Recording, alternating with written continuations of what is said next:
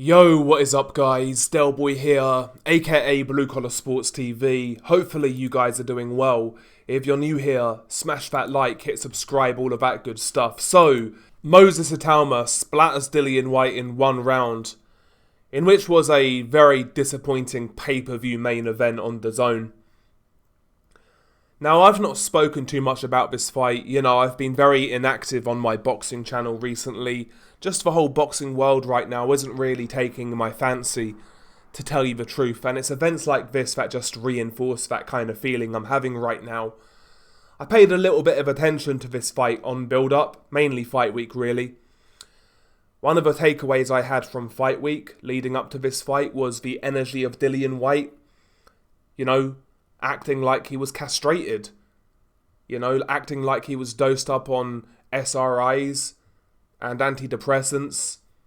Very lethargic in interviews. No energy, no aggression, no mischief or anything like that. Just yes sir, no sir. He looked like a guy on fight week who was feeling sorry for himself and he knew what the outcome would be. And that extended up until ring walks. Moses Itauma, he walked first. Dillian Whyte kept him waiting in the ring for a while. For a couple of minutes, 2-3 minutes at least.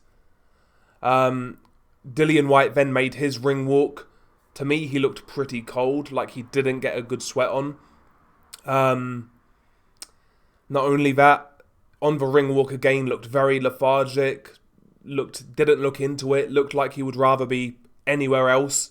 Even something trivial, when Dillian Whyte does his ring walk, he does the wolf howl. Didn't do that at all.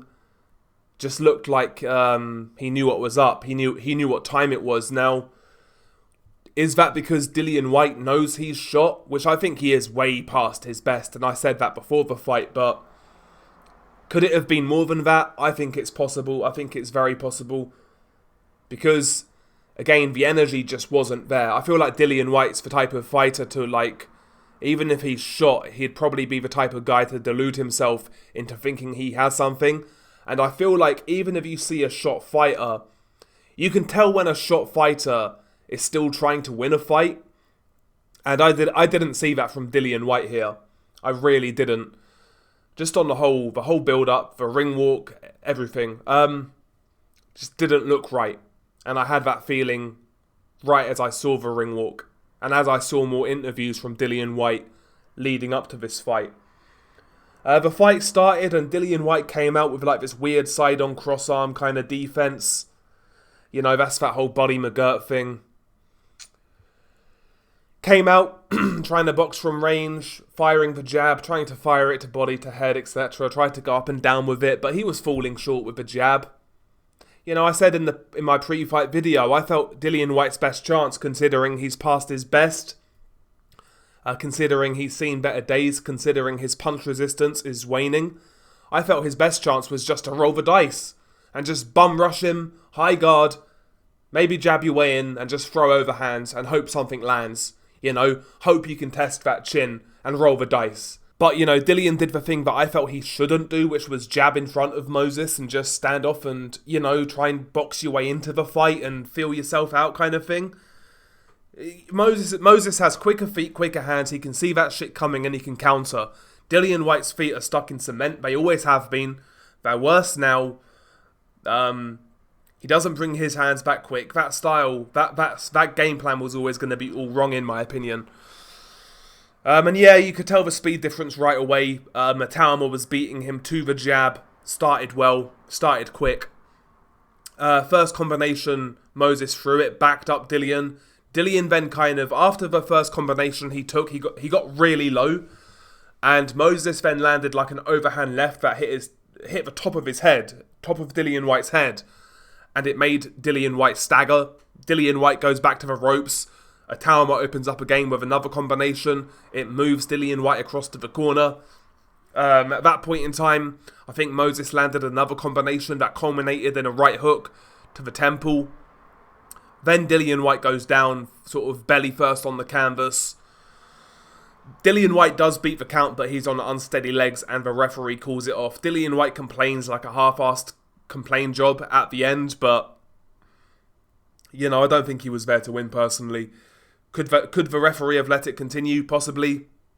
But again, Dillian Whyte wasn't there to win. I don't think it really matters, personally. This fight, to me, I've got to be honest, man, it just felt off. Just felt off. The whole build-up felt off. The ring walk felt off. The fight itself felt off. I'm somebody who trusts my gut instincts. And, yeah, this fight just felt off. Just felt off. Was it the case of Dillian just being that shot? I mean, it's possible. But I don't think he was there to win, for whatever reason. And you can read into that many different ways. Like, Dillian could have made that decision himself without being prompted, or there could be external pressure there. But this fight didn't feel real to me. It looked like a sham.